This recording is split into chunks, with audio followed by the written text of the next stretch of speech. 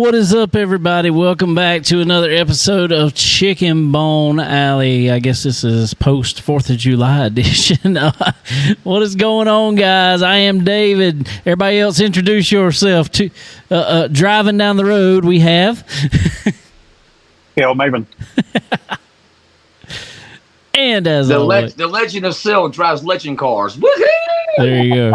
There you go. And as always, we have the man, the myth, the legend, I guess. Racin Jason with the dirt. And he gonna hang out with us all day here today. What's up, people? What's going on with you, Dave? Oh, just trying to beat the heat, you know. Yeah. What's going on with you, Cale? Oh, just driving back home from Florida. I hear you, bud. Where you at now? How far you got to go? About an hour 20. Oh, okay. All right. 2-4. Cale texted me this morning.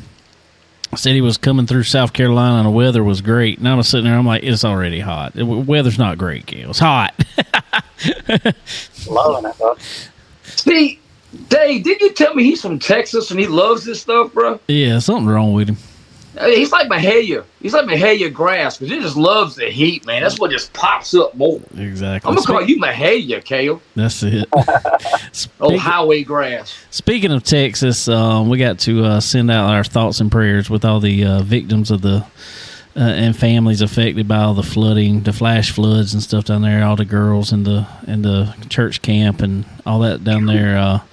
I say that was unimaginable for sure. So definitely sending up all our prayers for them.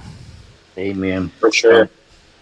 I shed me any tear last night, buddy. I promise you. I'm gonna tell you that was a rough situation there. That was bad.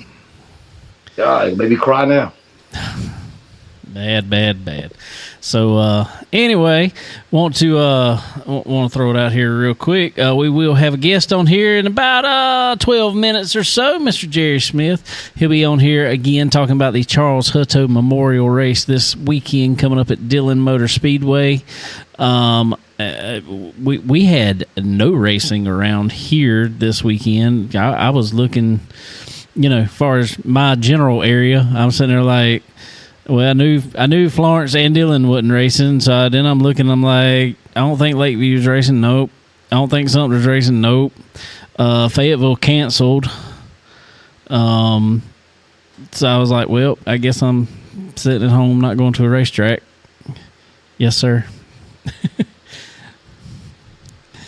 Cherokee raced Thursday night, right? They did. Yeah. Did you go? Yeah, you know what time? You know what time the first main event rolled onto the racetrack? I'm on Thursday night, knowing people didn't have to work on Friday. Probably about 12. Very good. 12:30. 12:30. Buddy of mine texted me, and he lives 30 minutes away from the racetrack. Lives in Clover. Yeah. He texted me, and the Blue Ridge race. He was helping somebody out. I'm not gonna say who. Guess what time he got home, Dave? Was 30 minutes away from the racetrack. Guess what time he got home? I'm gonna guess he got home at about 4:00. Oh, close. 3:18 pulled into his yard. That don't surprise me. 3:18 in the morning, bro. Why? Did they fight rain? I mean, no. If they weren't fighting rain, they have no good reason. Well, they did have a fireworks show, I was told. Okay. 20, 30-minute fireworks, and yet, no, that's not a good enough reason. Did they just schedule, how many classes did they have? Oh, good question. 5, I think? 5. That, in my opinion, that's too much because you got to start late. I mean, as a perfect Saturday show, in my opinion. But you got to start, if it's Thursday night, people are coming from work. So you got to start a little later. So in my opinion, you can't have no more than 3 or 4 classes. That's like this weekend. This weekend coming up at Florence Motor Speedway. I'm pulling a double this weekend as our plan. We're racing Friday and Saturday. We're racing Friday night at Florence Motor Speedway, Saturday at Dillon Motor Speedway. But Florence, knowing Dillon was racing, well, actually they moved this race back to coincide with Dillon and work with them. There's going to be some kind of bonus on the line they're talking about for, running both races and stuff like that. I'm not sure exactly right now. But either way, Friday night they run 2 classes. That's it. Run Chargers and late models. That's all they're running.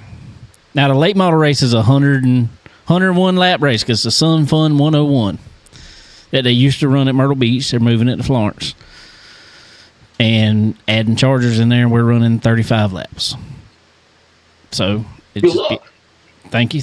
But I mean, that's what you got to do if you're going to run during the week. I mean, I ain't saying it's got to be 2 classes, but you can't run 5 classes and have heats for everything and all that. I don't know. What you think? What was it, Dave? The first week of the Hell Tour, the second week of the Hell Tour, man, they were having 4 classes, and the main event was start after 11 o'clock. Yeah, that makes no sense to me. Come on, bro. On a Wednesday night. Come on, bro.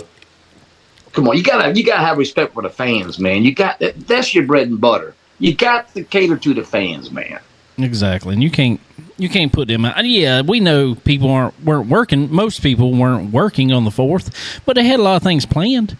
I mean, spending time with family, grilling out, cooking hot dogs, hamburgers, whatever they wanted to do. Had stuff to do. And not being at a racetrack at 3 o'clock in the morning. Nah, you can't keep people out like that. Hello. I wish I knew what time the last race got over with. That's what I love to know. I have no idea. Don't have a clue. Don't know. Don't know what time it ended. Matt Grantham said, "What's up, guys? What's up, Matt? What's up, Matt?" Yeah. I mean, that was like one night, and I've said this many times on here. One of the last races I went to Dublin and watched. We left at 2 o'clock in the morning, and they were running hot laps because it had rained. Okay, rain. Okay, it rained. It rained. Right. But when it's that late, there ain't no sense in making people sit there.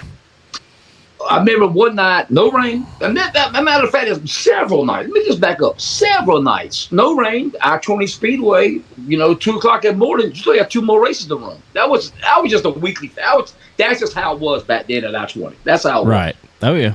Well, dude, we raced. This goes back a ways, but I remember racing go-karts. And I remember one time at Lake City, Hog-Eye Speedway. We got there one morning at 6 o'clock, and now this is 20, 30 minutes down the road from where we lived at the time. In the morning. We got there one morning at 6 o'clock to park and everything. We pulled back in our driveway the next morning at 6 o'clock. No way.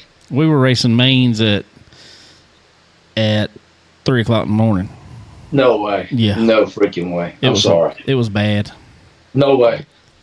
There's no freaking way. That's impossible. There should be a law. That's a hostage situation right there.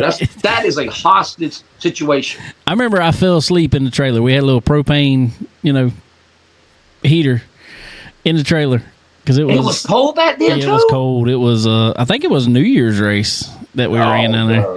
And I literally fell asleep leaning up against the wall with my legs wrapped around the tank of the heater. No, that should be a felony. It should be.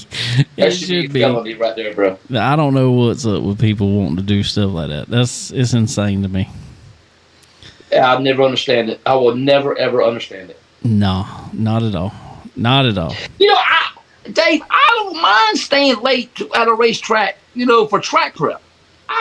That's worth it to me. If I get a better racetrack to make a better main event, that's fine. But when you got 5, 6 classes and just, no way, bro. Yeah, I mean, track prep, but there's a limit. There's a limit still. I mean, I don't care what it is. I mean, you got to, like you said, you got to be respectful of people's time a little more than that. I mean, you can't be holding people there that late. No, unless you're holding for ransom. Nah, that's crazy.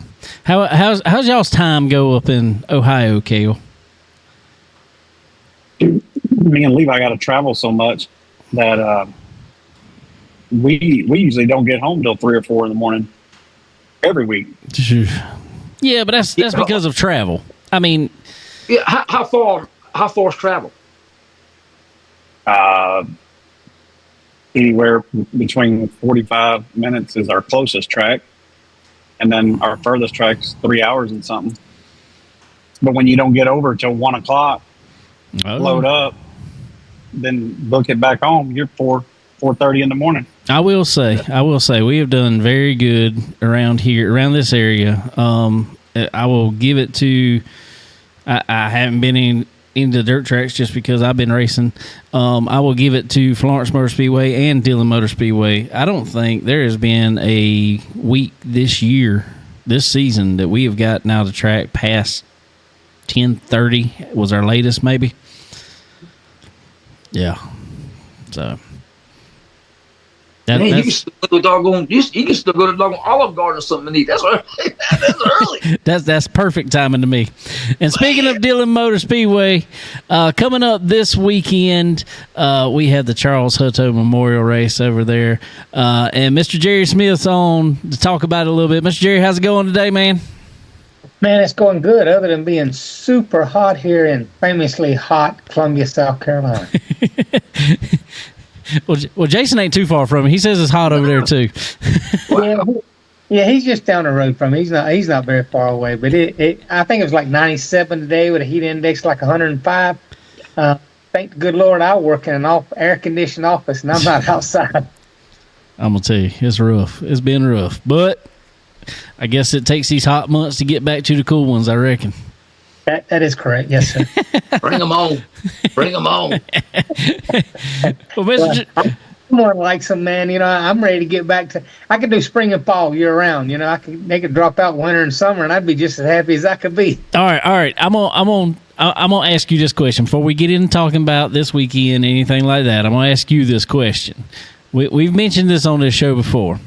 What would you think about racing essentially all winter long? Because we don't have terrible winters around here. I mean, obviously take off a couple weeks, Christmas, whatever, and we race up to Memorial Day, and we take June, July, and August off, and then we start back maybe Labor Day weekend. I'm all for it. And Ron takes off the month of August at Dillon Motor Speedway, so that does give us a little bit of break. David, you're like us. You're at Florence. Still during the month of August. But man, I would have no problem with that, man. Let's get these races in while it's cool. In both the spring, winter, spring, on into, take a break, like you say, maybe Memorial Day, maybe a special Labor Day race or something like that. And, let's hit it again, like maybe the 1st of October and run up to Thanksgiving, end the season on Thanksgiving weekend. That's right. I love it. Absolutely. David, you're just like me, man. Or both of you guys. You love racing. You're going to be at the racetrack if it's 5 degrees or 105 degrees. You're going to be there at the racetrack no matter what. You're exactly right. We're going to be there regardless. Now, which just do we prefer to be there in? But we're going to be there. And I'm going to tell you, Jerry takes the brunt of it because I've seen him walk up to the spotter stand in the middle of the day before, and he sits up there until all the races are over. And some of them spotter stands, I'm going to tell you, are right in the sun. I'm like, y'all need to cover these things. You mentioned that. I actually mentioned that to Steve earlier this year. I said, well, what would it take for us to get a little canopy over the spotter stand up there? Because, David, like you mentioned, some nights I spot every single class at the racetrack. So I'm up there from the first green flag to the last checkered flag. I try not to be up there, for practice and stuff up there if I don't need to be. But I'll be honest, sometimes for practice, I'm inside the box with Steve having conversations while I'm spotting during practice. I don't blame you one bit. Don't blame you one bit. Nope. That's something else. But like we said, we got this weekend coming up. We got some racing going on at Florence Motor Speedway on Saturday night, and that's going to be just the late models and the Chargers going on over there. But then on Friday night, I'm sorry. But then on Saturday night, we will be at Dillon Motor Speedway for the Charles Hutto Memorial race, and that is, always a special weekend for you, since this has started up. So tell us a little bit about it. Well, Charlie Hutto, I started working with him around 2006 after I retired from the Navy. Been a family friend way before then. It's just he was looking for some help to come help work on his race car. So I started working with him. 2008, we won the track championship at the now defunct Concord Motorsports Park. Love that race. A lot of history there. My family, my brother was the flagman there for about 18 years. My parents run the VIPs at that racetrack. So I've been knowing Charlie, even before I retired from the military, going there on the weekends when I could, come to see family. Come to see family back then meant being at the racetrack on Saturday night, which if I wasn't there, I was going to be at Langley Speedway or Southampton Speedway. So I was going to be at a racetrack on Saturday night anyway. So it didn't make a whole lot of difference. Then we started running the Frank Kimball Street Stock Series at Rockingham, Bristol, which we loved. It was just a handful of races every year. You go, you have a good time. You get to run on some tracks that some of your heroes and superstars that have been on in the past. But when Frank decided he was going to step back and not do the Frank Kimball Street Stock Series no more, Ron Barfield picked up the series. So we started running on a regular basis every Saturday night at Dillon Motor Speedway. Ran there from, I think it was like 2009 on until Charlie passed away. Run there, had a lot of success. And somebody had asked me today, how many races Charlie won at Dillon Motor Speedway. And I'll be totally honest, I don't know how many he won, but I can tell you the last race that he won was a memorial race for a gentleman named John Shack, who had raced there at Dillon Motor Speedway, finished in the top 3, had a heart attack while they were doing tech, and passed away at Dillon Motor Speedway. Yep. So the next year we had a memorial race for John, and that was the last race that Charlie won. So I just kind of found it was fitting after Charlie had passed away in 2021 that we needed to have a memorial race for Charlie. And it's been a great success. We've had racers from the Midwest, Northeast, Florida, up and down the Eastern Coast. I mean, just fantastic turnout for these races. And the first race was run by Bobby Thomaston. And, everybody knows that, he was hard to beat in the street stocks. Bobby didn't run a whole lot of races that year, but he showed up for the Hutto race and won it. The next year, Gary Ledbetter was the winner of the race. And then last year, Jeff Sparks won. So, that's 3 dominant street stock names right there, But you've had other guys. You've had Ricky Locklear Jr., you've had Jeff Melton, Mike Cooper, some of these guys who run the street stock series. They're there, we're going to have, racers coming from Michigan this year. I've been in conversation with Mr. Rowe. He's coming down to run at Dillon Motor Speedway for us. We had Pete Close come up from Florida a couple years ago to run with us. It's just, you never know how many cars are going to show up. But a little bit about Charles Hutto that people don't know. Charles Hutto was a racer, but he sponsored a lot of races. He worked for Town & Country Ford, and you've seen Town & Country Ford. They sponsor a lot of races with the Kimball Series. They sponsor a lot of races at Dillon Motor Speedway. But the thing that people didn't see about Charlie was the money that he give people. He would hear that somebody say, well, I can't do this because I need to get another transmission. If Charlie didn't have a transmission to loan you, Charlie would say, okay, here's the money. Go buy your transmission. I want to see you at the racetrack. I want to beat you on the racetrack. You pay me back when you can. If it's $50 out of each purse that you get from the racetrack until you get it paid off, that's fine. I want to see you at the racetrack. That's the kind of thing that Charlie did, He sponsored cars. Just people would come to him and say, hey, look, I'm not going to be at the racetrack this year, man. I'm going to miss seeing you. And Charlie would say, why not?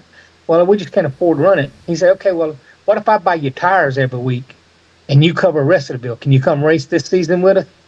And of course, majority of the people would say yes. You cover, that's your big expense, at the racetrack for the street stocks was your tires. So Charlie would cover that all season long.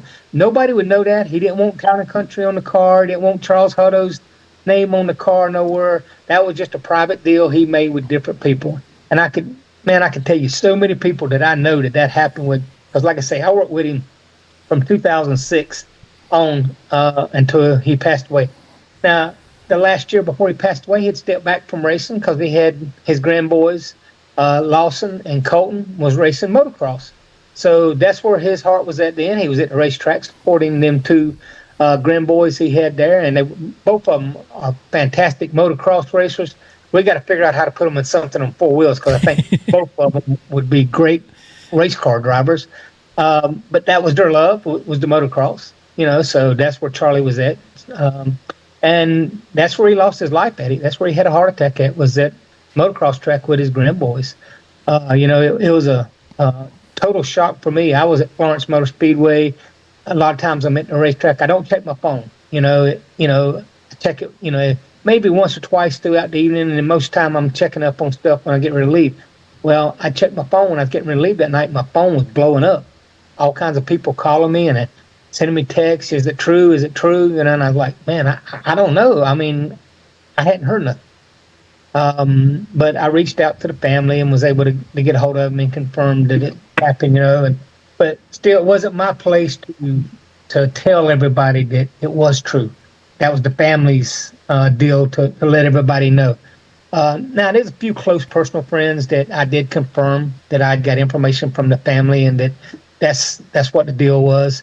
But let me tell you, his family, his son Barron, his daughter Brooke, and her husband Justin, them grandbabies, Miss Sandy, they treated us, like we were part of their family. I mean, we spent nights at their house. Coming up, I live an hour and a half away from them. But if they were having some kind of party, it was like, okay, you're not going to drive back home if you're going to come hang out with us.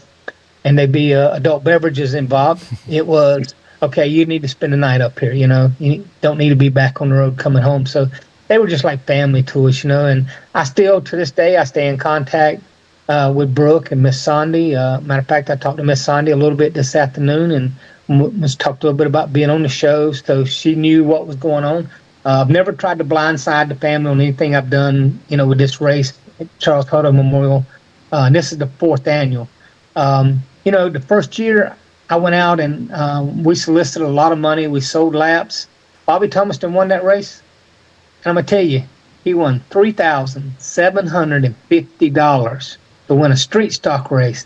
That was just unheard of, And every year we've been able to, raise a little bit of money to put towards the purse or a pole position or something of that nature to try to help these racers out, try to get them to come to the racetrack. And Ron Barfield has been fantastic with that. He's put in extra money. If I come to him and say, okay, I'm at $29.25. If I had $75 more, I'd make $3,000. Ron's like, I got it. Whatever it takes, let's make this happen. So, I got to thank Ron for allowing me to do this at Dillon Motor Speedway. He's just been a tremendous asset.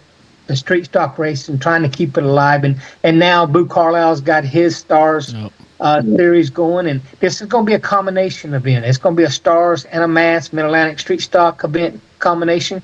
So I'm hoping we have a big turnout of cars. I think we'll have a big turnout in crowd. It's not going to be 105 degrees in Dillon Saturday right now. Thank God. It looks like it's going to be about 89 to 90 degrees in Dillon. But the big thing is the humidity is going to be way down. That's going to help us a whole lot.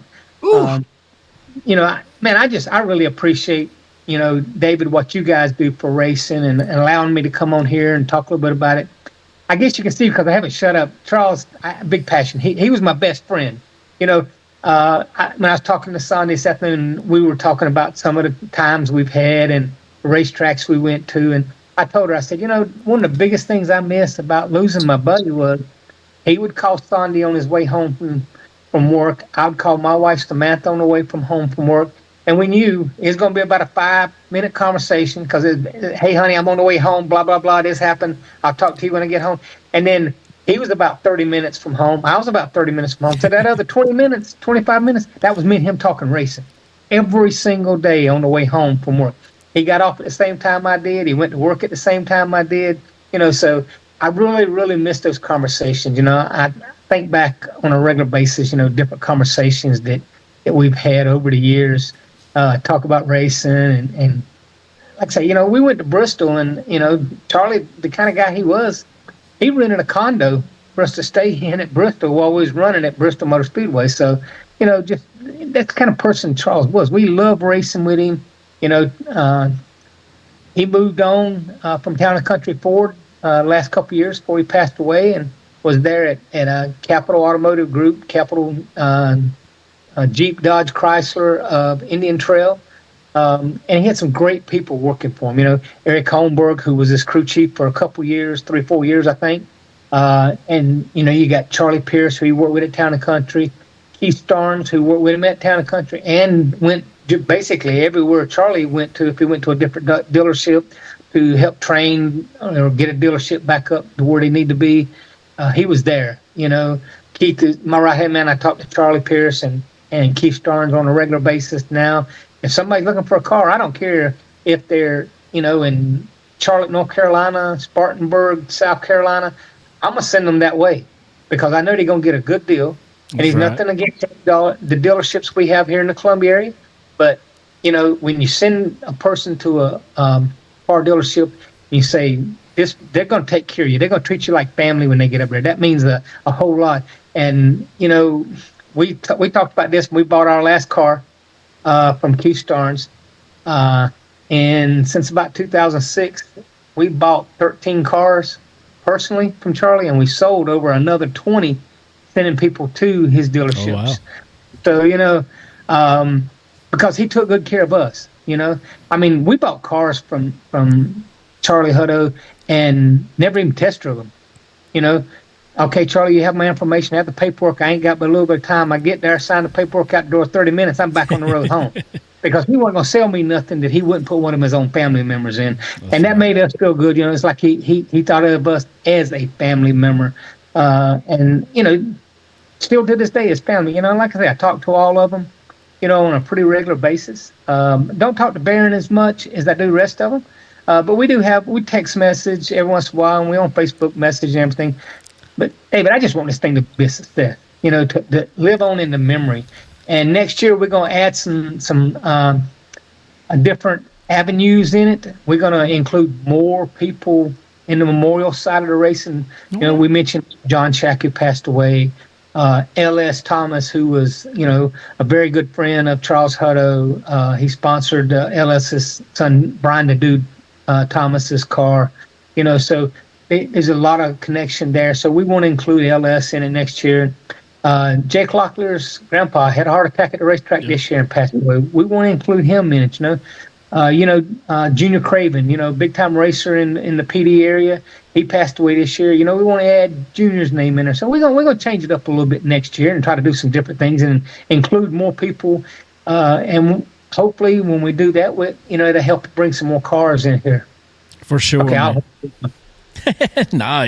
that's why we have a podcast. We got to talk, man.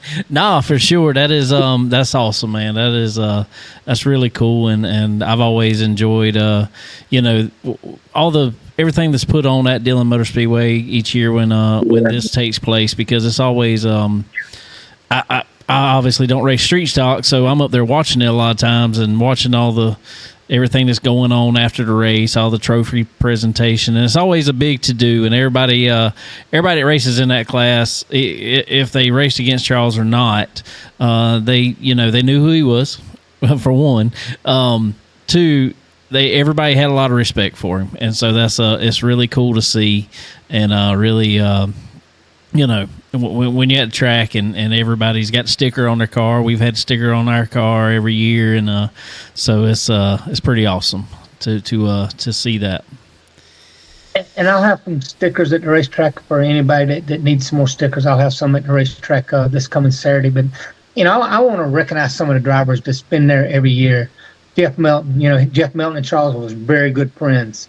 Jeff Melton has been to every one of these races. Ricky Locklear Jr., Robert Filipiak, Glenn Mappus, Junior Torch, let's see, who else? Ricky Locklear Sr. There's some of the guys that I recognize off the top of my head that has been there every year for this race here, I would love to see Bobby Thomaston get back in a car. I know he sold it. But maybe he can talk his way back in that car. That car still... Naylor will probably be there. That's the old Bobby Thomaston car. I think Jimmy will be there. That car is still super fast too. It is. It really is. So, You know, the more cars we get here, I think Cody the Marmals will probably be there. Been this Stars Points race, and him and Jeff Melton's, battling for the championship there. So I think we'll see Cody there at the racetrack, and hopefully we'll see some of the other guys show up there. My goal would be 20 cars. I'd love to have 20 cars. The first year we had like 32. But if we can get 20 cars, I'm as happy as I can be with that. So, again, I appreciate everything you guys do to help promote racing. Are you racing this weekend? My plan is to race Friday and Saturday night. That is the plan. You go, boy, man. You'll be wide open there. Well, now, regardless, I will be there. Now, we'll see how everything goes after Friday night, but that is the plan. Well, and don't want to talk a little bit about it. And you may have already been planning on it. Also, another name I want to throw out there is I want to throw out Albie's name. I know they're probably most likely going to be there. Adam Rowe coming from Michigan. This will be the third year in a row Adams drove down from Michigan for this race. Now, I think he kind of includes it in a vacation somewhere at the same time. Hey, whatever he's got to do to be at our racetrack. So I'm looking forward to Adam coming out. Kyle Lynch is another one that I think will be at the racetrack this weekend. So, it's very feasible that we have 20 race cars at the track. But you mentioned Florence on Friday night. They're running Chargers and late models on Friday night. That's going to be a great event. Come practice at Dillon Motor Speedway during the day up to 5 o'clock. I think it's 1 to 5 Saturday night or Friday daytime, and then head on over to Florence. Steve and Brian and Jacqueline and that group over there, they do such a great job putting on the races over there. 2 classes, and it's going to be fantastic racing. It always is there at Florence Motor Speedway. So we want to make sure we give them a little plug, and I'm sure you're probably going to talk about them a little bit more during your show. But we want to see them out there, them guys there at the racetrack. So racing is still alive, David. A lot of people will tell you because the car counts is down, but racing is still alive, especially around us. Very so we much. want to promote racing as much as can. I used to do my own podcast, and it just got where it was just so much with the job that I used to have, trying to keep me busy and everything. And now I let you guys do it. I follow you guys on your social media stuff and everything, let y'all do the podcast. And, I'm getting ready to retire for good. What? No. I'll bring back the podcast at that time. I got about a year and a half, and I can retire. There you go. So I may bring back the podcast when I get to that point. And then maybe not. I may be gone somewhere every Saturday night instead of being back. Who knows? I got a couple grandkids now. One that was just born in May, one that's going to be born in September. So, never know. The bad thing about it is, and the good thing about it is, one is in Pensacola, Florida, right by Five Flag Speedway, less than 5 minutes, so I can see me being there some. The other one lives on Island, right by Riverhead Speedway. He's about 15 minutes from Riverhead Speedway. New York. That racetrack one time. Now, I've been to Five Flags several times, but I've only been to Riverhead one time, so I'd love to take in some more races there at Riverhead. So even though I'm retired, don't mean I won't be at the racetrack, and I'm sure on the weekends that I'm home, I will be around Florence and Dillon. I love spotting. I did the driving thing, the working on the car thing, and now I enjoy the spotting thing. I try to do it as much as I can. I never turn nobody down unless I already have a car in that class. If I ain't got a car in that class, somebody comes up, and I don't care whether you first place car or 15th place race car. I want to give you the best job I can do at spotting. Try to use my 50-something years of racing. Try to use my experience spotting for them on the racetrack. And I, and I'm not trying to pat myself on the back, but I've seen drivers that I have helped where they learned something, they picked up on something that they were able to continue to do. And I may go to their normal spotter and say, hey, look, this is something I had him do or her do, and this made a difference. Try to keep them going in that direction. So I love it. My wife sometimes is ready for me to retire from racing altogether, but she knows it's a passion. I've been in my family my whole life. My dads, my uncles, my brothers, my cousins, we've all raced, so all the way back, I think, I jumped on a go-kart in like 1980. maybe even before then. I can't remember, but I remember winning races in 1980. There you go. So it's just, it's been my life. I've always been around and been in the military, been stationed, from Rhode Island to Chicago, to Philadelphia, to Virginia, South Carolina. I've been able to take in so many different racetracks. I'm up to 45 racetracks right now. Wow. Went to some schools out in California, picked up a track in Nevada while I was in school out there. I went to 2 different tracks out there in California near San Diego while I was out there. So I've been really fortunate about seeing races at so many different racetracks. But I'd love to get that 50 number, David. That would just be a milestone right there. There you go. Well, I got to tell y'all something. This goes to Cale and Jason more than you probably, but while you're on here, Jerry has never spotted for me, but I do know that I have had spotters that I have had to relay messages to Jerry while I'm in the car, and he still talks to me after that, so it's okay. It is, brother. We're out to do a job. I had a conversation with a driver recently at the racetrack. Something that had happened, and he kind of felt that it was my driver's fault. And I voiced it from my side, what I saw. We have a great view up there on that spotter's tower, and once I explained it to him and actually showed him a video from a different angle than from him inside the race car, he's like, "Well, let's call this the 50-50 blame on it." Okay, I can handle that. Now it's not all throwing the blame back on me, and my driver. And I'm not going to mention neither driver. Nope. No. It was a simple conversation. It wasn't heated or arguing or nothing like that. It was a man-to-man conversation. Both teams are going to take 50% responsibility, shook hands, and walked away. And as long as I can do that, like David, every time I see you at the racetrack, I speak at you. No matter if you was mad at me from somewhere along the way, I'm going to speak to you. We're going to shake hands if I get a chance to shake hands. A lot of times I'm seeing you in passing, and it's like, "Hey, David, how's that?" Keep on rolling, because I am busy at the racetrack. Yep. The only actual involvement I have as far as working on the cars now, I still do the tires for the 73 late model and the 63 Super Truck. I do tires for them. Other than that, that's because we're very short-handed on crew members. We don't have this 8-9 people on the crew. It's just a handful of us. Claude and Dillon and Al Frimmel. We call him Yankee Al because he's from Connecticut. Yep. And then our drivers. That's our crew. Whether we got the truck or the late model. And guess what? This weekend we're gonna have both of them at the racetrack. So we're really gonna be thin at the racetrack. So if anybody wants to come over and give us a hand, man, hit us up. 73 late model, 63 Super Truck.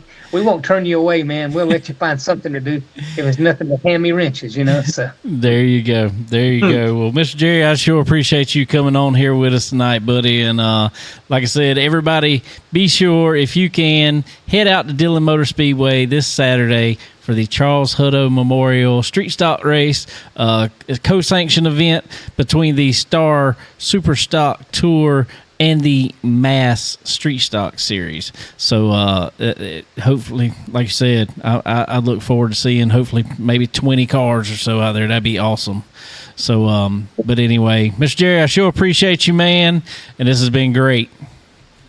Well, David, I thank you for allowing me to voice my comments here about what we're going to do here this weekend. And anytime you need somebody just to talk racing, or you need a different opinion of something that might have happened at the racetrack, you got my contact information. Hit me up, man. We'll talk racing. I talk racing all night long, man, if somebody would let me. But again, allow me to do that tonight, and hope to see you at the racetrack this weekend. All right, buddy. We sure appreciate you. So we'll see you there, man. Yes, sir. All right. Have a good one. All right, everybody. Mr. Jerry Smith, as I call him, the super spotter out there, spotting for everybody, heading up the Charles Hutto Memorial Race this weekend at Dillon Motor Speedway, as he has for many years here. So head over there if you can. But we're going to hit a couple ads here really quick, so we will be right back. Are you ready to unleash the true potential of your ride? Tired of feeling held back? It's time to experience the Pro Fabrication difference. At Pro Fabrication, we don't just build headers and exhausts. We engineer performance. Crafted with precision from high-grade materials, our systems are designed for one thing: maximum power. Feel the instant increase in horsepower and torque. Hear the deep, aggressive rumble that turns heads.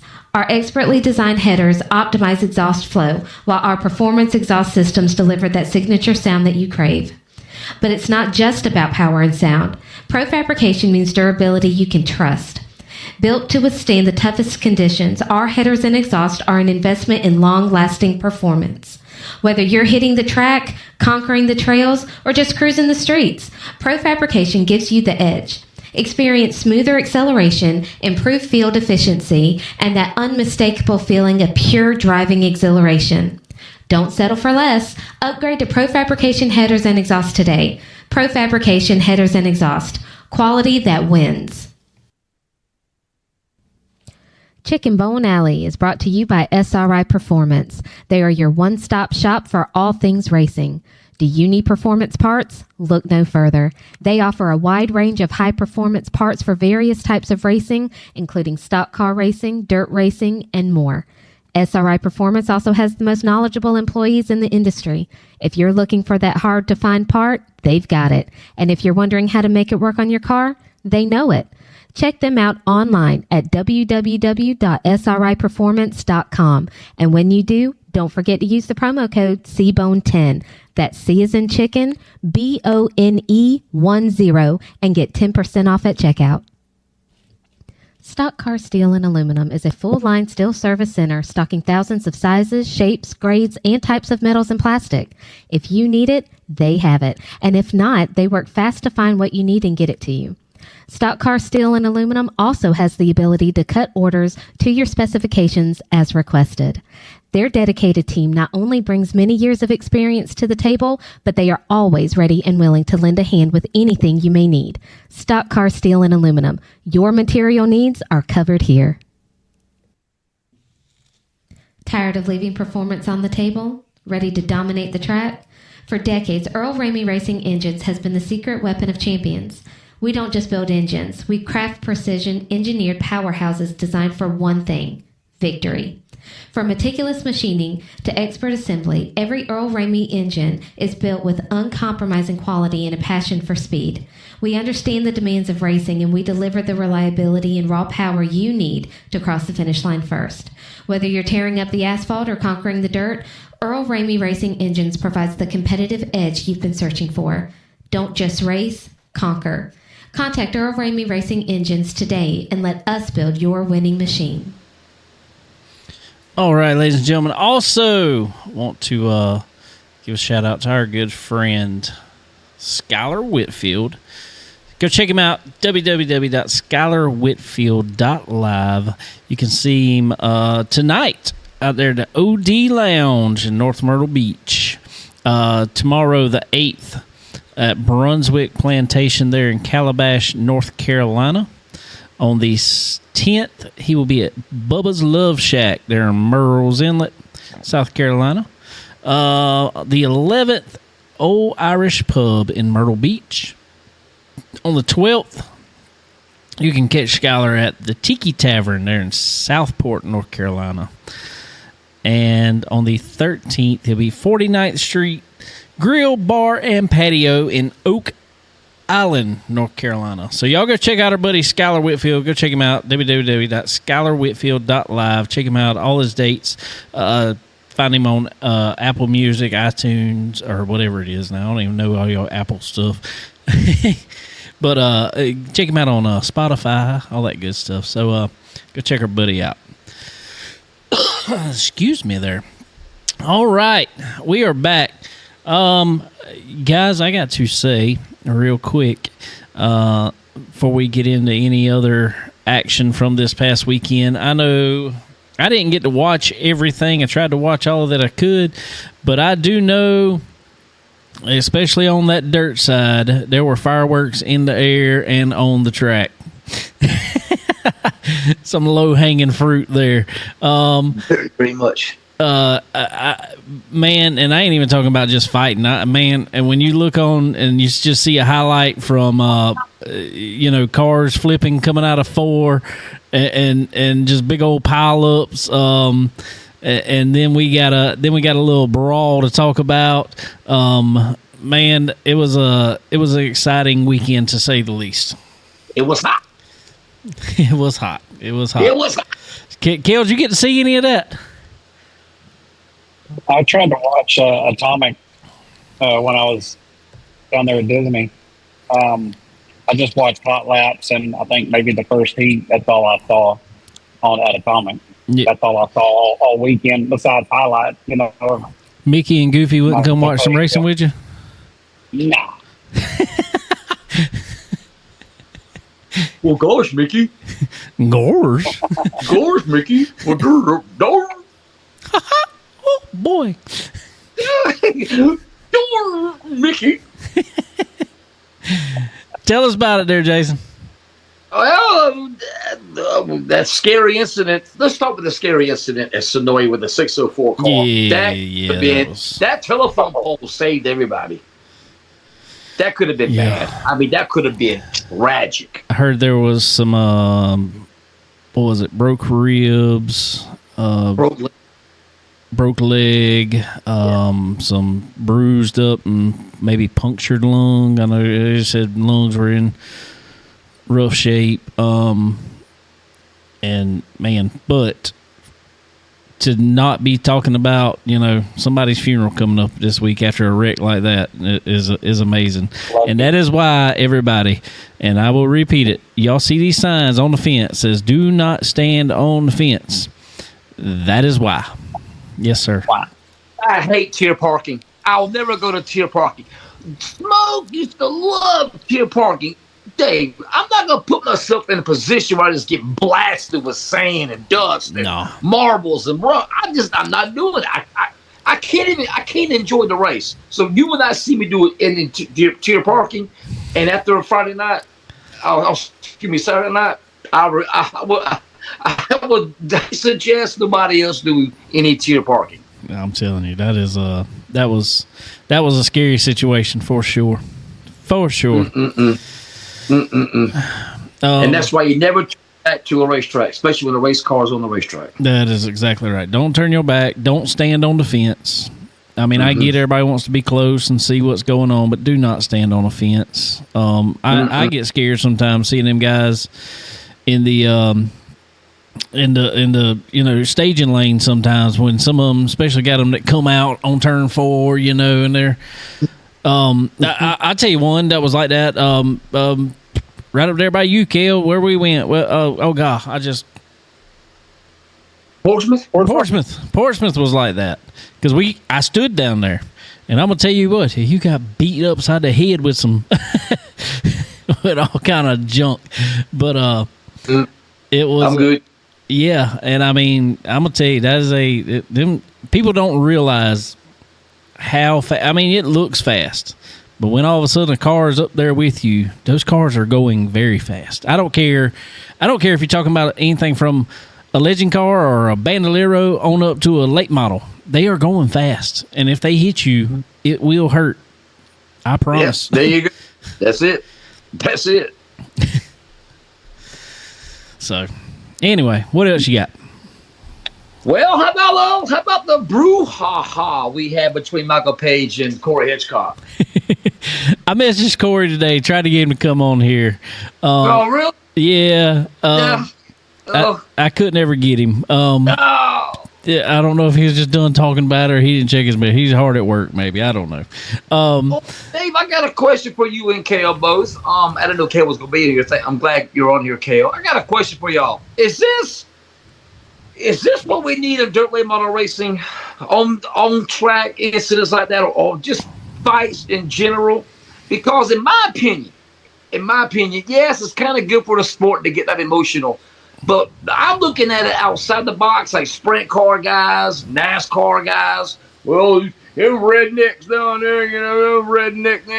That's the only thing that I get a black eye on is I get that opinion. What do y'all think? Do we need fights? I'm gonna come right out with it. Do we need fights? No, we don't need fights. But I don't understand the whole these rednecks out there fighting, blah blah. Look at baseball, hockey, football. it's a big deal when all of a sudden the bench is clear at a baseball game. Oh yeah, they love it. I mean, that's the bullpen. It's the highlight of the week. When that happens. Football games, we've all seen football. That happens almost every football game. Somebody jawing with somebody and slapping somebody upside the head. Yeah, they got helmets on and stuff. Why would you do that? I don't know. But why is it?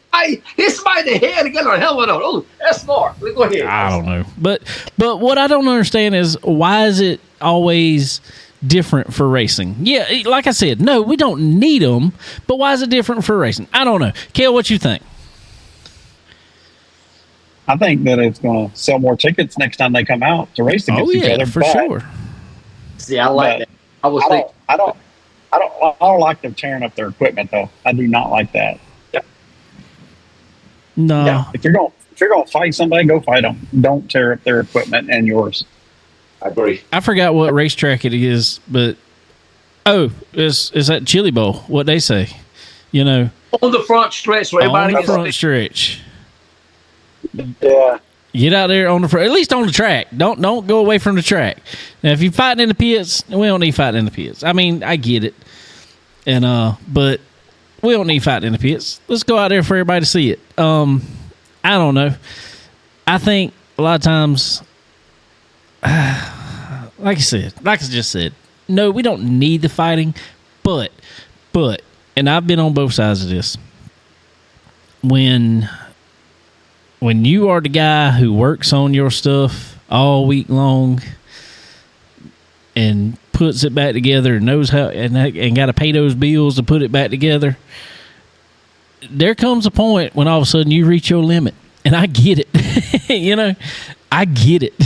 So, I don't know. I ain't saying we need it, but at the same time, I don't have a problem with emotion coming out. And I just like it. Hey, I liked it like what Corey Hedgecock does. If he's going to do it, he's going to come off the top rope like Macho Man Randy Savage was dropping the elbow from up there. And that was he went full sin, full commit on that. All we needed was the breaking of the glass. Dun, dun, dun. I mean, that's all we need. I am telling you. And I like what he said. He was like, I can go 1-on-1 any day. I can't go 1-on-10.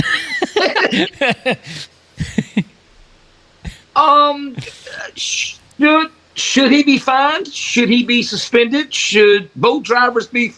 What should it? Let me ask you this: if you're going to penalize somebody, who would you penalize? I don't know Michael Page. What happened. What originally happened? Has anybody seen what originally happened to start it? It started in the heat race. I haven't seen. Oh, I thought they said it on the feature that Corey slid Michael Page into the wall. At the end, that was the end of it. Yes, that was during the heat race. Corey kind of threw a net. I think it was the heat race you're talking about, Cale. Corey took a questionable slider like Nick did Friday night. And I think Page didn't like that too much. So I think Michael Page took it upon himself. Because Michael Page, he don't care. Michael Page does not give a crap. No, he don't. Yeah, he don't. He's been like that his whole life. And I think he just took offense to that slider in the heat race and decided, okay. Cale didn't Corey? I think Corey got into in the feature too. Yeah. So I think Michael Page had enough. He said Corey basically come out. Something happened. Corey said whatever happened, I guess, in the heat. Mm-hmm. Now then, Corey put a slide on him in the feature. I think it was like last lap or something like that, or whatever. The lap before that. Yeah. And that's why Michael got mad at the end and did what he did. I don't know. I see coming up there because that's my thing. Your car was still rolling. It didn't kill the car. You know what I'm saying? Mm-hmm. Why are you going to I get coming up there, putting a wheel in somebody's door, hitting them in the bumper, whatever. I get it. Yeah. Let's do it. Whatever. What the devil would we do all that he did for? I mean, you hooked the guy. The guy was, Corey's car was laying on top of Michael Page's nose. What are you doing? Then you go get crew stuff for no reason. Yeah, exactly. Cale, now that's how you get crew guys involved. Like you said, David, we're gonna get this doggone thing all week. That's how you get crew guys involved. It just said on Facebook that now you got the crew guys. Now you got 50 people. Hit him! I don't know if he's still watching, but Willie, it says Willie Milliken was watching. Willie, what you think? What you think about the situation between Michael Page there and Corey Hitchcock? Whose side would you say you were? You know, and I've been with Willie out there and seen some of the stuff that happened. So I don't know. I got some news from Willie. You got some news from Willie? Can we share it? Breaking news. I got breaking news the other night. You got breaking news? Yeah, I got breaking news. I can text it to you. Okay, text it to me. Yeah, Willie, what you think about the whole deal, bro? Let's say me and you got into it, Willie. Let's say I threw a dirty slider on you, Willie, and then you gonna wreck me after the race, and we get into it. Should anybody get fined? Should anybody be suspended? I don't know. I don't think there's. My only thing, Dave, is this: if somebody does not get fined, suspended, or whatever, are you saying, "Oh, we're gonna let this go on"? NASCAR 5-6 years ago, let boys have at it. Then what's gonna happen? Let me tell you what happens. More tore up stuff. Let me tell you what happens after a fight, though. Let me tell you what happens after a fight. When they finally fight it out.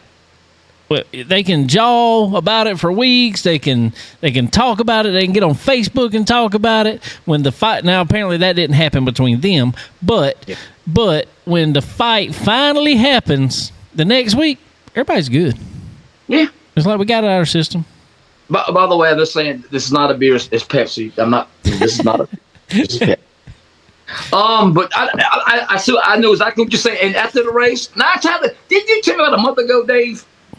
The guys get on track and fighting stuff, and about an hour later, they're drinking a beer, laughing about it. Yeah, and that's how it is. It's just a heat of the moment thing most of the time. I don't know. I mean, there's probably other times that it's a little more than that. Go ahead, Cale. No, I was just saying I don't like it to go back to the pits because then people start grabbing wrenches and pry bars and jack like handles, and somebody gets hurt, somebody's going to jail, hospital, whatever. Well, I don't. Yeah, there's that. If they want to beat each other upside the head, whatever, I don't care. But my problem is when you get in the pits, then there's a lot of innocent bystanders and kids, and they all want to get up in it and see what's going on. And then who knows what can happen. And so, hey, you want to fight on the track, fight all you want, in my opinion. Yeah. Don't do it at Dillon Motor Speedway because Bill Flynn will tase you. Oh wow, no! He's done it a couple times out there. No, wow! I'll never. Do you remember the incident at Port Royal a couple weeks ago with I got his name written down right here. If I can read my own writing. Taylor Farling. Remember he went around the track, and the other guy, Dylan State. Oh yeah. Yeah. Oh, he is suspended through 2025 through 2026. Hello. And that was with who? That was what series? Rush. I think it was Rush. Rush. Okay.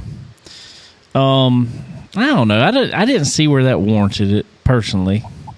I mean, I could have seen a 1 or 2 race. I didn't see a rest of the year personally. Yes. I don't know. And next year. Oh, through 2026. I thought you said 2025. Yes. Oh. Yes. Yeah, that was a little too much. What you think, Cale? That's too much to me. That's a little much for that. But off that, did you see where Davenport at the Lucas race at Muskegum got? Actually, that's what I had written first. Oh, you missed that one. So what do y'all think about the droop rule? Seriously, honestly, what do you think about the droop rule? I think it was something that was getting to where it was needed, because we all know, we all seen it. There were some cars that go in the corner and literally look like they were about to flip. Yeah. And there was some cars that I think on some tracks, I think caught some stuff and actually flipped from it, because they were hiked that left rear up so high. But I'm one. Now this is how I am. It doesn't matter if we like the rule. Doesn't matter. The rule's the same for everybody. That's just the way I am about. I don't care if it's in my class or whatever class. The rule is the same for everybody. The rule is what it is. If the rule is broken, unfortunately, the rule is broken, in my opinion. What you think? The Davenport interview, I mean, he didn't seem upset. It's just something that happened, you know. Yeah, he said a bolt backed out. That chain. Yeah. I mean, it happens. It's parts and pieces. It happens. But that's the thing, is how many times has it happened to Davenport? That's the first time I remember. Yeah, me too. So it ain't like he's out there just cheating every week, you know. I'm not saying he's cheating. I'm just saying, you know, something happened. Oh, you know yeah, what I mean? exactly. Well, the track was so choppy anyway. I'm surprised more parts didn't break. You know what I mean? For sure. But here's my thing, Dave. With the droop rule, okay, safety, I get it. But we still have cars flip. Look at Elizabeth. Oh, yeah. So what's the answer? Is there an answer? Do we do away with the droop rule? The droop rule you could easily fix the droop rule. Easily. How could you fix the droop rule? Easily fix the droop rule. Well, if you fix the droop rule, wouldn't you have to fix something else? Like tires or nose or body or something? Wouldn't it be a give and take? Quit allowing such a long shock on the left rear. I like that too. Yeah, I like that. You just put a limit on the shock length. You put a limit on shock length, it ain't going to travel but so far. Oh, that's an easy fix. I didn't even think about that. That is such an easy fix. That'll solve everything. That's what I'm saying. That'll solve the whole rear end. And if they could figure out how to make it rotate a little more, good for you. But you only getting this amount of shock to do it with. You think about that, bro. That's how you fix it right there. I did not even think about that. Hell, I didn't even think about that. I didn't think about it either. God, what an easy fix. What about it's not an easy fix, because I know what's going to happen when they do it. They're going to say they're going to break shocks and stuff because it hikes up on it so hard. Okay, that's when you use your limiter so it don't kill your shock. I mean, it's on you at that point. Yeah. as you as a driver, shock specialist, crew guy, whatever. Yep. To do that. I like that. Put it more back in the drivers or the crew guys' hands. I like that. Yep, just give them. I like that. Give them. Yeah. Let them use the whole playing field. Just give them a smaller playing field. There you go. There you go. Give them a playbook, but take some pages out of it. That's right. Yes. That's right. Dave, that is such an easy. Oh my God! Wait till Rupert to let them all right. Oh my God! What a great fix. They'll give you a million reasons why it won't work, but you know it can. It's just nobody wants to do it. Mm-hmm. Yeah. It's all about the sprint, ain't about the marathon. That's right. Yeah. That's right. What else you got there, sir? Did y'all see where? Did you see where Brandon Shepard got a new car? Yes. Oh, Rocket's back. You think so? You think Rocket's? How about Huddy? Did anybody have that on the radar? Huddy winning Atomic? Anybody have that? Dude, I'm gonna tell you, I'm never gonna say. Yeah, I'm never gonna say that Huddy's out of the argument. I'm never gonna say. I'm not gonna say he's my pick to win all the time, but I'm never gonna say Huddy's out of the argument because there's two things. One, Huddy's a good driver. Two, Hutty's got a good team with a dang good crew chief. So I'm never saying Hutty's out of the argument. Who you got? You got Jason Durham or you got Anthony Burroughs? Who you got? That's a tough one there. That is a tough one. I figured Overton would run better with Burroughs than he is. Yeah, but I think... All I can think of, Cale, he's still not used to the Bilstein shop. He's been running Penske all his life. That's the only thing I can think of. Yeah. What else could it be? I think at this point... Their test car testing too much, I think. Trust me. I promise you, at this point of the season, they have took that car out there and put a set of Penske's on it testing one time to see if he liked it. And if they could figure out what he liked in those Penske's, they would try to copy it to a Bilstein. I promise you that has happened already. It's not that. I think there's just something. I'm like, Cale, a house car stinks to run sometimes because you are the guinea pig for everybody. And Yep. And it's not like he's running terrible. I mean, he's just not winning as. I mean, he's not running great. I ain't gonna lie. I mean, but it's not.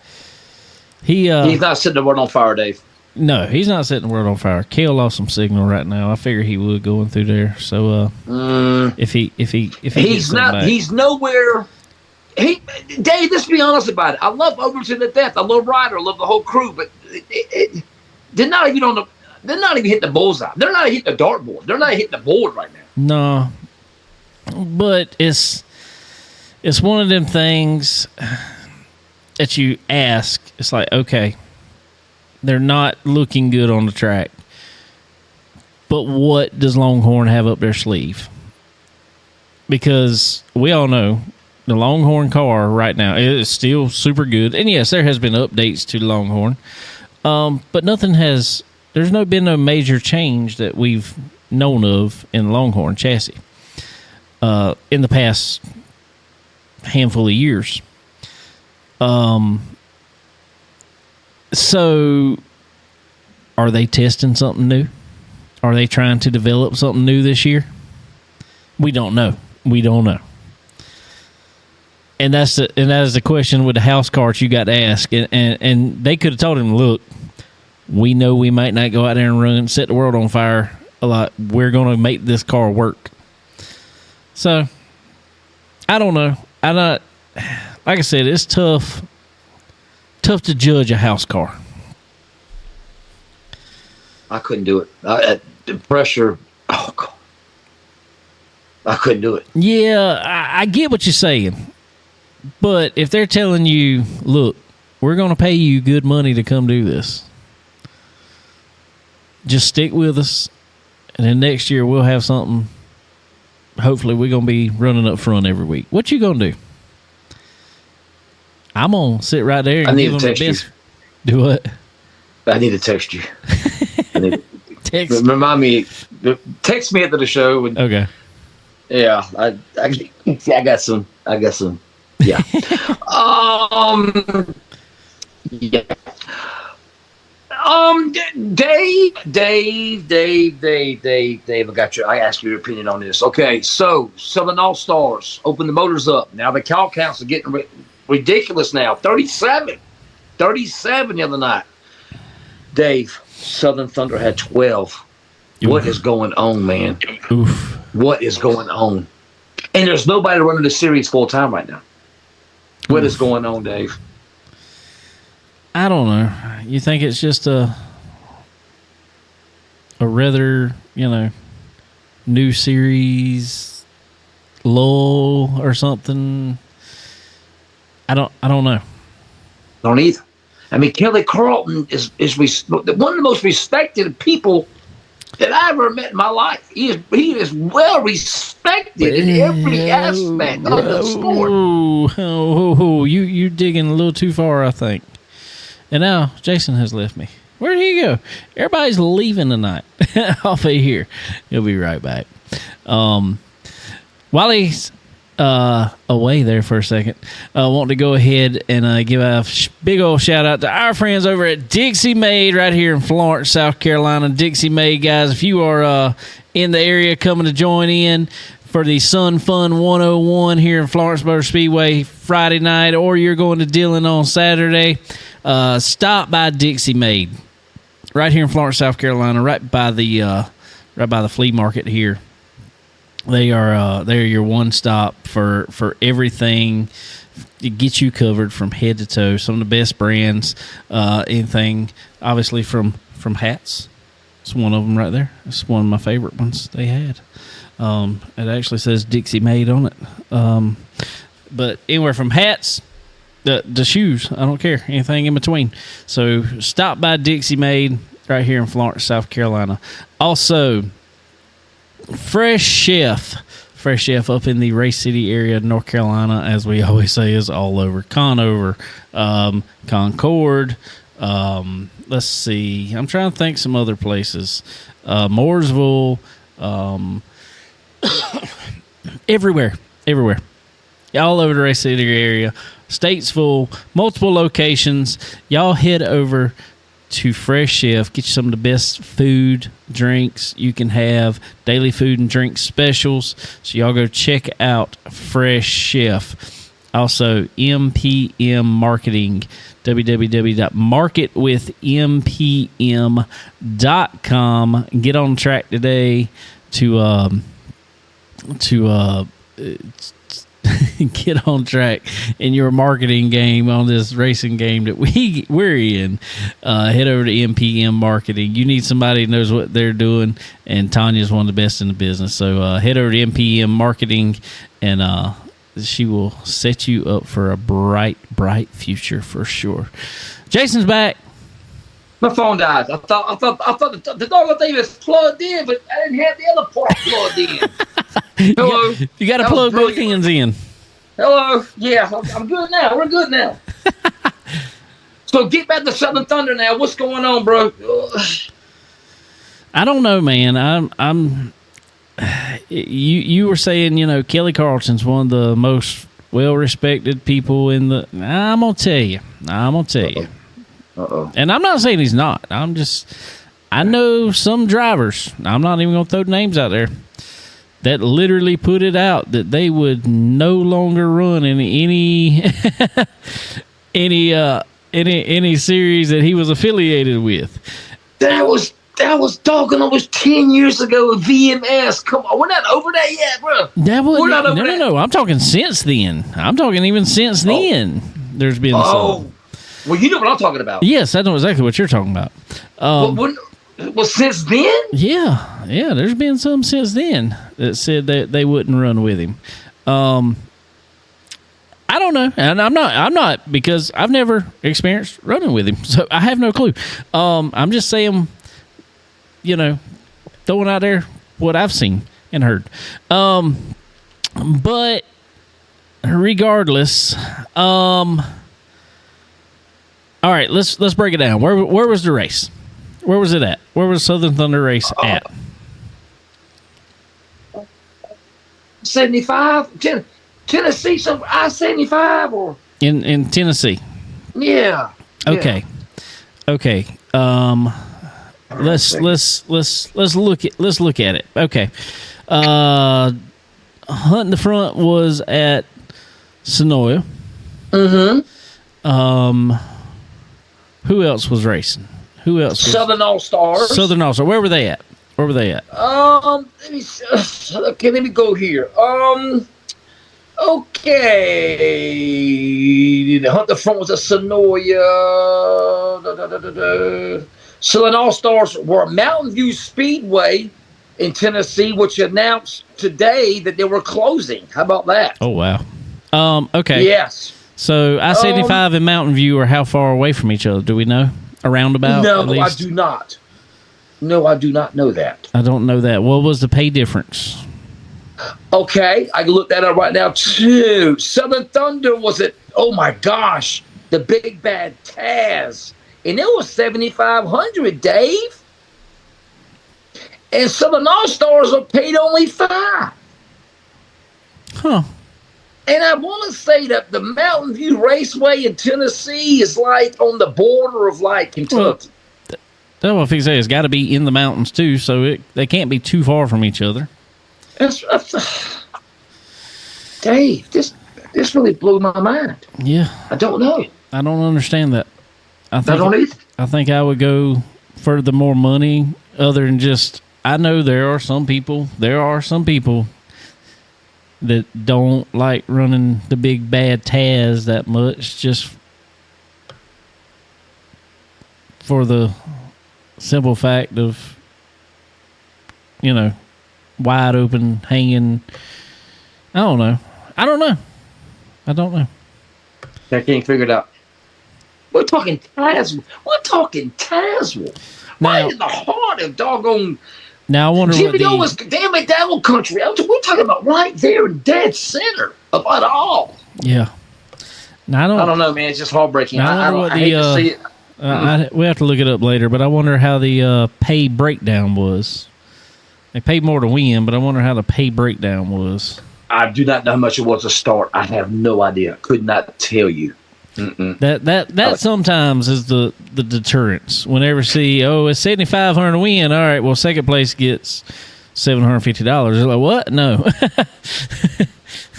Yeah. Well, $500 a start compared to $750, $800 start. Yeah. Right. Yeah. Right. Yeah. So, yeah. I don't know. What else we got? How about Bab and Billy Moyer winning on the Hill Tour the same year? That's awesome. That is awesome. That is great, ain't it? I like it. Did you hear Turbo's interview last night? I should have posted it up. I didn't. I didn't record it. Did you hear Turbo's victory lane speech last night? I don't. We lost him again. It must didn't charge too much. He's waiting on the charge some more. I'm trying to remember if I did hear Turbo's victory lane speech. I want to say I did. I heard something from Turbo. I don't know. What y'all want to talk about out there? Y'all let me know. Everybody that's on here talking. While we're waiting on Jason to come back, while he gets a couple percentage points on that thing there. We'll talk about some NASCAR real quick. On the streets of Chicago, it was dominated by SVG, Shane Van Gisbergen. I don't know. I wouldn't. It was all right racing, I guess, if you like street racing. Obviously, SVG's got him covered there as long as he makes it. Don't wreck. Don't get wrecked.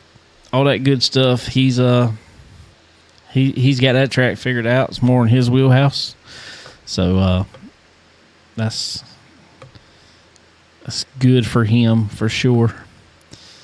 So I don't know. Bubba and Alex Bowman kind of got into it, and it was actually kind of funny because they're going back and forth. They're beating, bamming. Bubba ends up spinning out.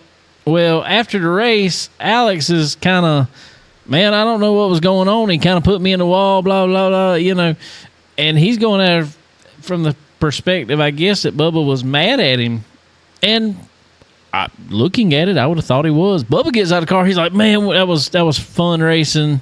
We were crossing over back and forth, and we just kind of missed time to cross over, and I spun, and no big deal. It was a lot of fun racing. Hate that it ended like that, which is very unusual coming from Bubba, as we've seen in the past. Maybe fatherhood has changed him. I don't know. So that was whatever. Joey Logano and Ross Chastain had a difference of opinion also. Apparently that charger don't work. No, it's going in the trash. And I used to love his multi-port too. I guess it finally died out, bro. All right, going in the trash. Goodbye. Good old Amazon special. No, actually, Temu. Those are good. So, yeah, get what you pay for, right? I don't know. I've got some tools at work that I've got from Temu, and I've been using them for a year. What? Yeah, Tools? tools. Wow. Dude, I am not. I am, as much as now, don't get me wrong, I have quite a few Snap-on. I have quite a few Mac. I have some Matco stuff, tools-wise. But I am not a tool snob by no means. I will, if there is something that I know I'm not going to use, like a everyday use thing, I'm not buying the big expensive one. I'm not doing it. I will order a tool off Amazon or Temu in a heartbeat. That's like I found this. It was going around on TikTok actually, and I ended up finding it on Temu as a wire brake finder. A what? A wire brake finder. And what you do is you hook this little thing, it's a little box, you hook it to power, like your battery, and then you hook it to that wire. Then you got a separate, non-connected piece, and it's got a little wand on it. And you hold the button, and you run it down, and it makes a then when you get where the wire's broken, wow. Get out of here, man. And it works great.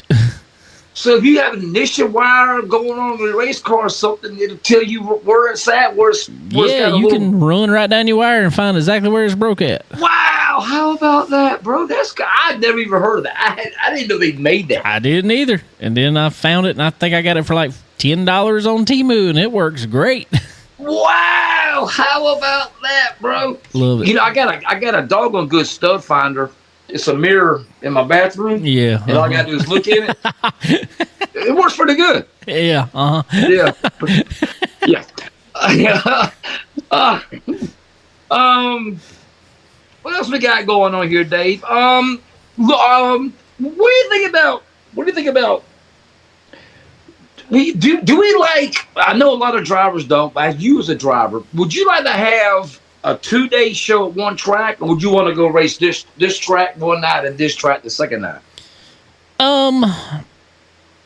Because the reason I said today, because the World of Outlaws are at Sharon this weekend for 2 days. I think it's kind of odd. Isn't it odd? I don't know. It just depends. If it's I've ran 2-day shows before at one track. I don't have a problem with it. If it's a different track, personally, I don't like them being. If it were me, I don't want it.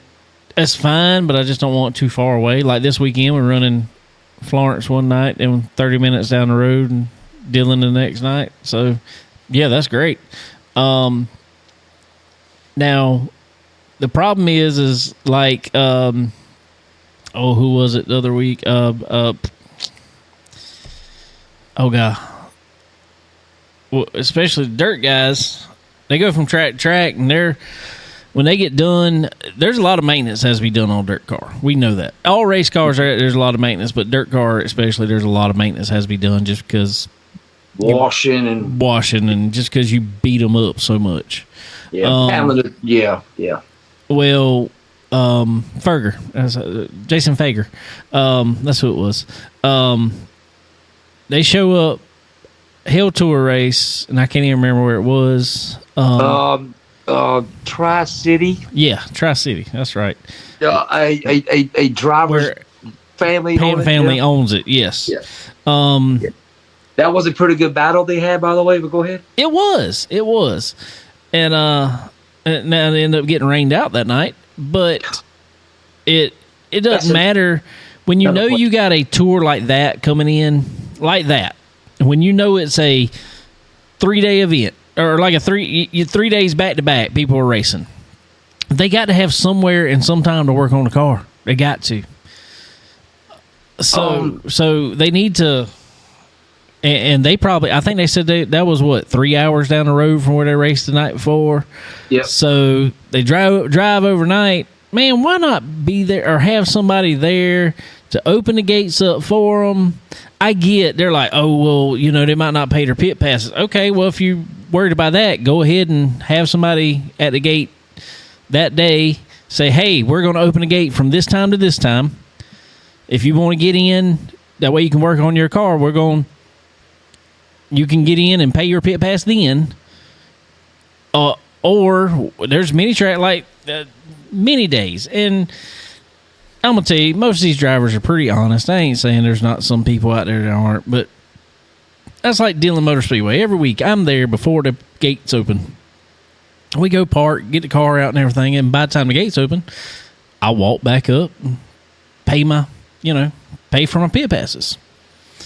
Most people, and somebody rides around the pit, say, hey, booth's open.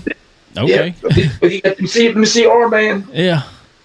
So, I mean, that's my biggest thing on a multi-track event.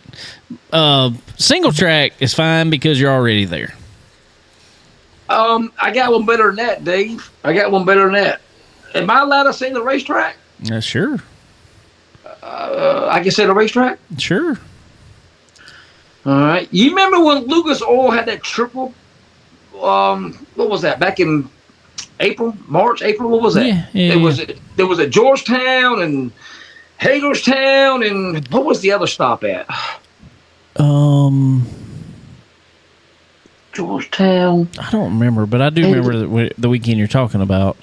I was at Talladega for the World of Outlaw race that weekend. I can't remember. Anyway, the third race. That wasn't Williams Grove, was it? Port. Yep.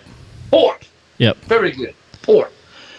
But I want you to know that Hagerstown Speedway, hot laps were at 5. Because this was the last race of the whole weekend. Hagerstown that Sunday. Hot laps were at 5 that Sunday. Do you know what time they opened the gates up? Oh, if they were at 5, they probably didn't open till 3.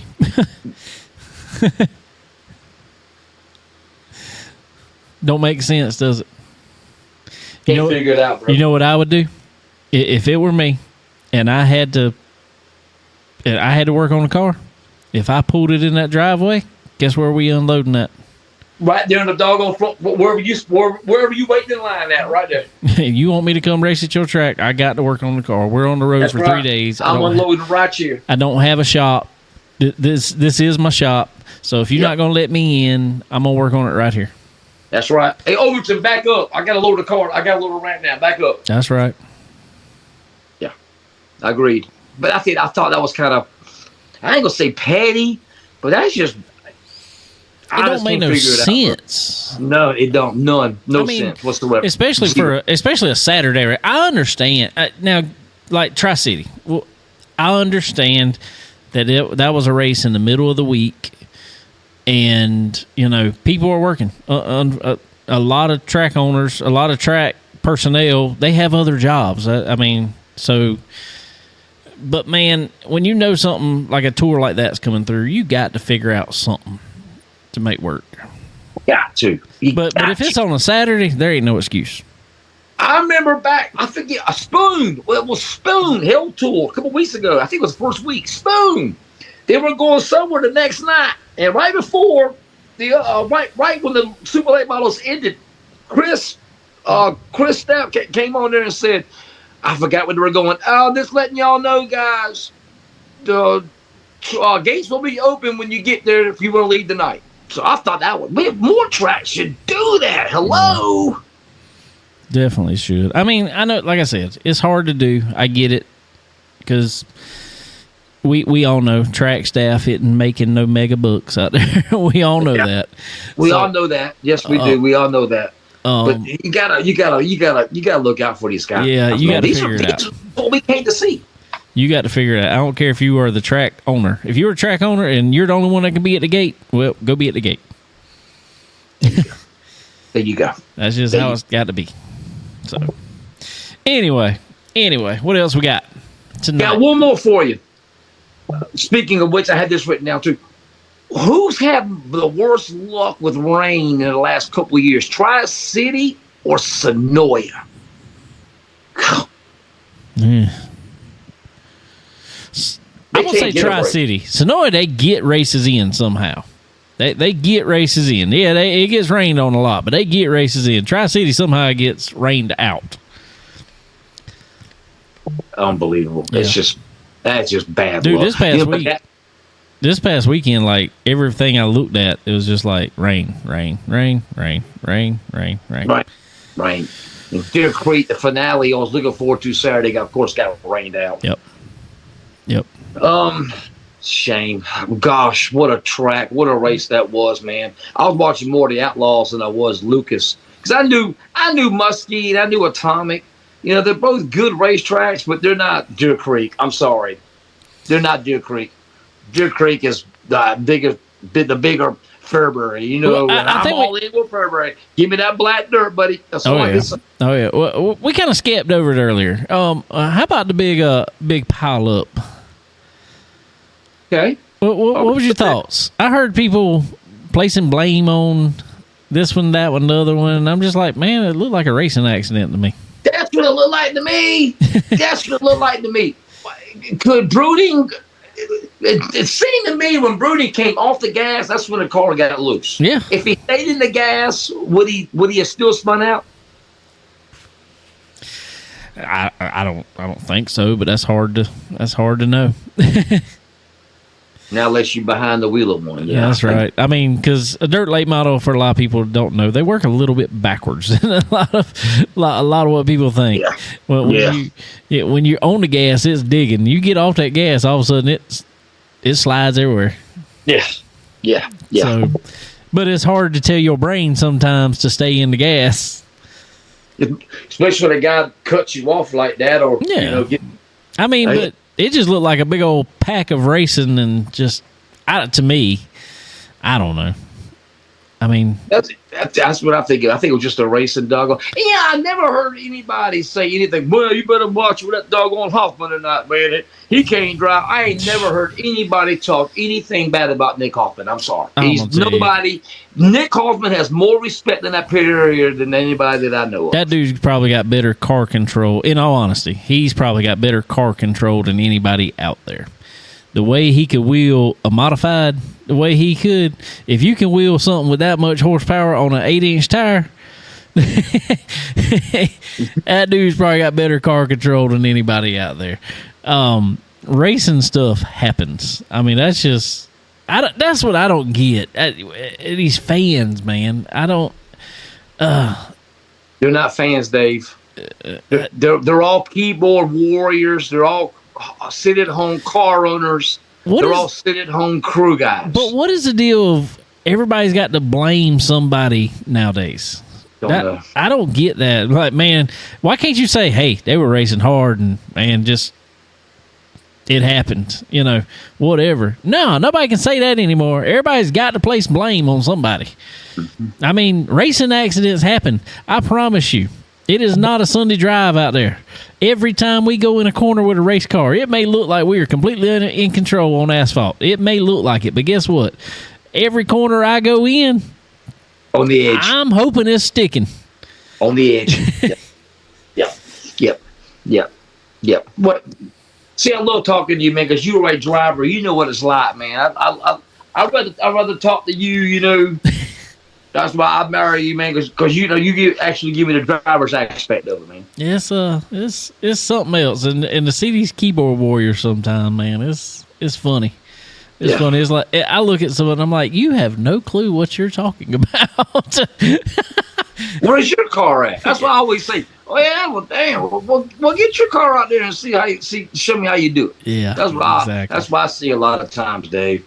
Yeah, exactly. Take the car cover off. Wipe the dust off of it. Let me see what you got. Right.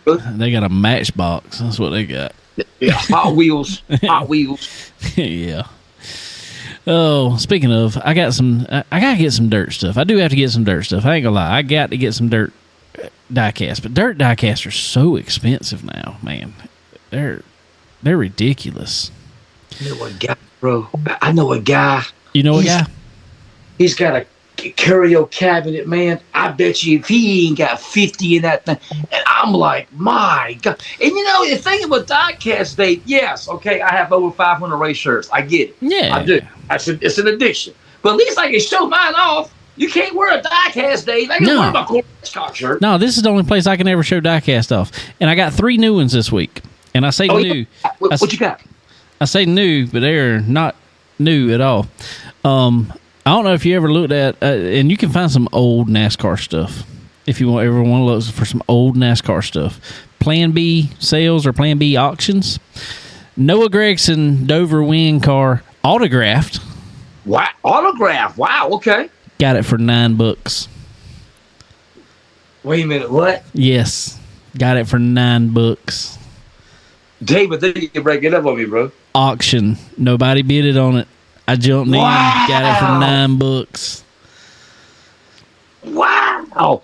Somebody probably right there give you over $100 for it. I'm telling you, I will. I'm entertaining offers. Far end down there, 38 M&M's car.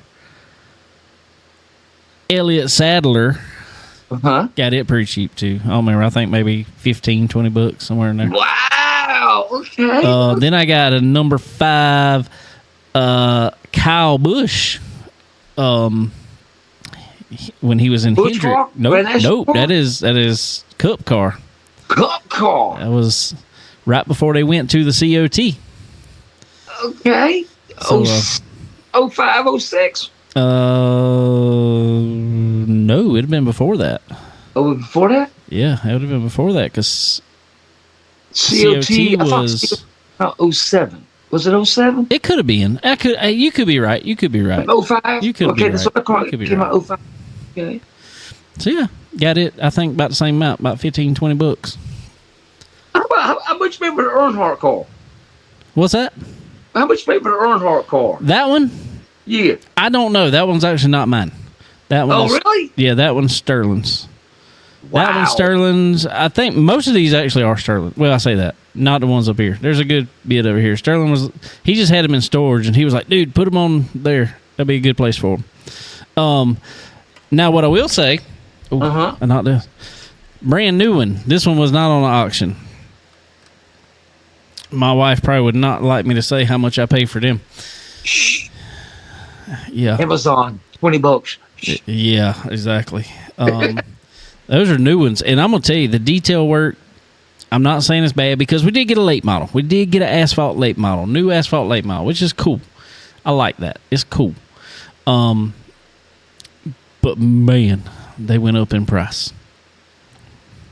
But somebody, buddy of mine, he bought the Bobby Pierce throwback wrap. Yeah. Doc, $200. Yeah, that's crazy. Can you make, bro?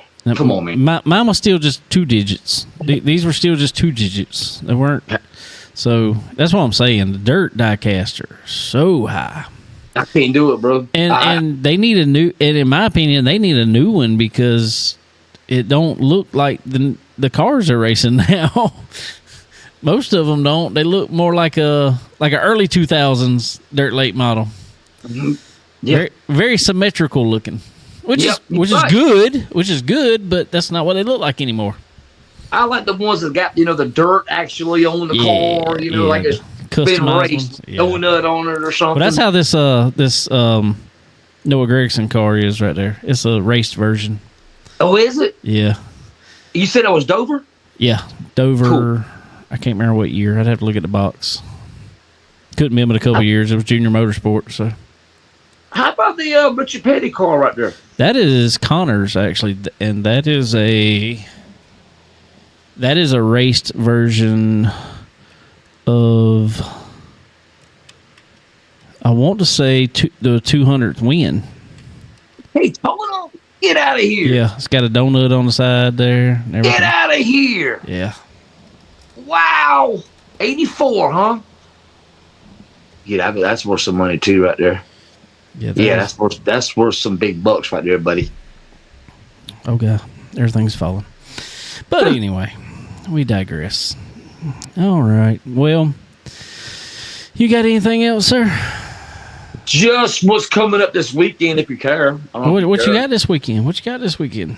Well, we got my birthday's Saturday, by the way. So go ahead, gonna give me a gift now, whatever. Or give me the same thing you gave me last year. It'll be all right. Happy birthday, sir. Okay, so Hagerstown and Winchester Speedway, right? Oh. They're racing Saturday and Sunday. If you see this week, you talking about earlier, that's why I wrote this down because you talking about this earlier. If you win both races, Dave, you get a $2,500 bonus. Oh wow, I like that. Like that. So if you win, let's say both races and plus the bonus, you can end up with $13,000. $15,500. Oh, wow. Yeah. Nice. Pretty cool. I like it. So we got that coming up. We got Hagerstown Saturday, Winchester Sunday, which might be streamed on Flow. Not 100% sure on that. Gotcha. We got World of Outlaws 2-day show at Shern. Ask Cale if he's going to go to that. Dave, the Southern Nationals kicked off this weekend, buddy. Nice. Beckley Friday with Saturday. Forgot where Sunday is down. Are we going to get a Tyler Carpenter at Beckley? Oh, I'm pretty sure you would. Oh, you know who I miss at Beckley? Who's that? Remember this? Chase Jenkins? Oh, yeah. Remember that? Oh, yeah. David, I laughed so hard at that race, man. Here comes, I love the way you said it too, Chase Jenkins. Oh, my God, that was one of the funniest things I ever heard. Oh, Dave, I laughed the whole time. That was awesome. But, yeah, we might get a Tyler Carpenter at Beckley. I can see that. We got Lucas. Dave! Yo. Do you know where Lucas Oil is racing this weekend? I'm going to blow your mind. Where are they racing? They're going back to Lucas Oil Speedway. Weren't they just there? Hello? I guess Hello? when you name the series, you can go wherever you want. I think that place is getting too watered down there. It's not a great. I don't know. No, don't get me started. What would make that track better?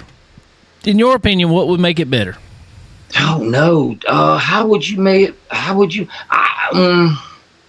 I would make it like Charlotte. It's same distance. Just widen the turns out and bank it more. I think they give it some more banking. Yeah, we give it some more banking. I think if you would just give it a little more banking, I think it would help. But I think banking can kill some tracks too. Give me one. What's it kill? I ain't saying it's killed it, but let's just look at oh god, is it Tazewell that's banked so much? Okay, yeah, okay, okay, yeah, the whole track's a bowl. It is, and it's not. That track's awesome because it is banked so much and it's so fast. But if you really look at the racing, there's not a lot of passing there. You're right, Dave. Dave. You are.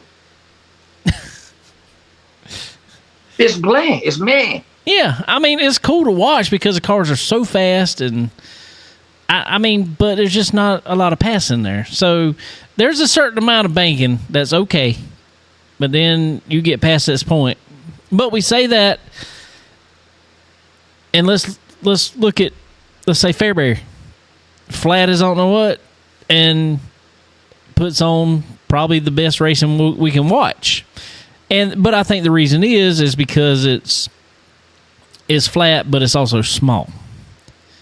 And that it's the black dirt too. Yeah, Dave. black dirt too. But I feel like if you go, well, let's look at Fayetteville now. Fayetteville stunk.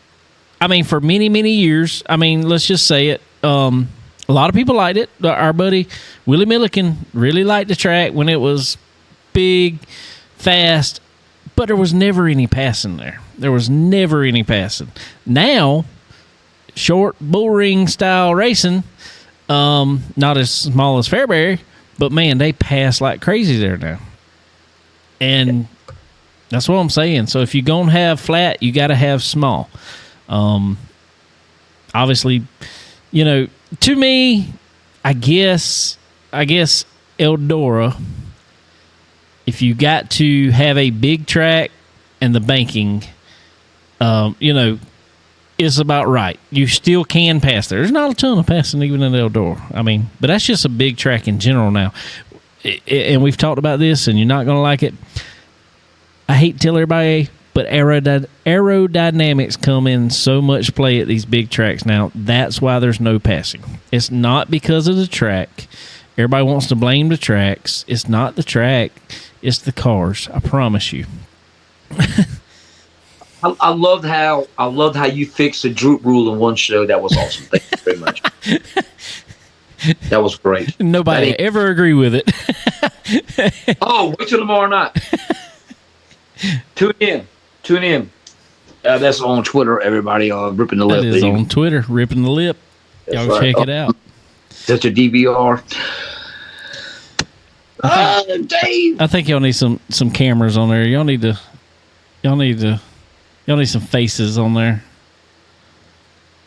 I think we're gonna do something about that. I think we're gonna. Yeah. I think we need a YouTube show. I think it's coming. I do. I think it's coming. Good deal. Yeah. Anybody need help with it, y'all let me know. Hey, my man. Thank you, Dave. Appreciate that, boss. Yes. Yes. Thank you very much, Dave. No. And thank you for everything that you've done, man. Like your guest your gentleman had on earlier, man. Appreciate everything you do for racing, man. Appreciate you having me on every week. I text you every week, man. Hey, man, thanks for having me on, boss. Man, you part of the show now. You ain't got to thank me. We appreciate you. Well, I appreciate you. I appreciate you appreciating me. How about that? There we go. All right. Well, with that said, I think we're going to jump off of here. We appreciate everybody hanging out with us as always. And appreciate our buddy Racing Jason, as always, coming on here, giving us all the news on the dirt this week because we didn't have any other racing around here. There was like no asphalt racing. Actually, the asphalt Tri-County did race, and they had a big race out there, and I think Landon Huffman won it. Ooh! So in the 75 High Rock vodka car. Ooh! You know, I think he follows me on Twitter. I think he follows me. Not Landon. Yeah, I gotta look. I think he follows me. I gotta look that up. I do have to comment real quick here. We had a comment. Our buddy Cecil Culver's Jr., his son Fireball races with us. Real young kid, I think. Fireball's, I could be wrong. I think he's around 13. 13, 14. He said he's been told that race car drivers just drive a car by his football coaches. Yep. Like I said, go get in it. Show us you can do it. That's right. That's right. There you go. I like that. Football coaches. Yeah. Yeah. Yeah. When you got the water boys, starting to make play calls. He's 14. Yeah, exactly. So, anyway. All right, guys. Well, we sure appreciate all y'all. Like I said, I will be out, and y'all head out for sure to Florence Motor Speedway this Friday night if you're here in the Florence area. So head out for the Sun Fun 101 Chargers and late model stock will be racing. Chargers run 35 laps. Late model stock 101 laps. Leading up to also fireworks, big fireworks show out there. Also leading up to and in collaboration with Dillon Motor Speedway racing on Saturday with the Charles Hutto Memorial that we had our buddy Jerry Smith on here talking about earlier, and there's a full slate of racing there, many classes, and they will also have a big fireworks show. So fireworks on Friday and Saturday night here in the PD area. And where else is racing around here? We got what kind of dirt action we got going on around here, Jason? Nothing. Nowhere. Nothing. Absolutely nothing. Oh, yeah. Dang. Yeah. Hello. All right, guys. Well, no, it is what it is. Come on down to Florence, or come on down to Dillon. Come hang out. Thinking about it, man. I swear to God, bro. Let me see how tomorrow goes. Hey, thinking about it. Seriously, I get to see you and Boo Carlisle. Hey, man, you might have signed me up. Our buddy Boo. Yep, that might sign me up. I'll see. You see how the week. Well, if you come, let me know. I will. Good deal. All right, brother. Well, we sure appreciate you, and we appreciate our buddy Cale Maybin hanging out with us tonight. Safe travels, Cale. He should be about home now, so hope he got home safe. So anyway, appreciate all y'all, and we will see y'all next time.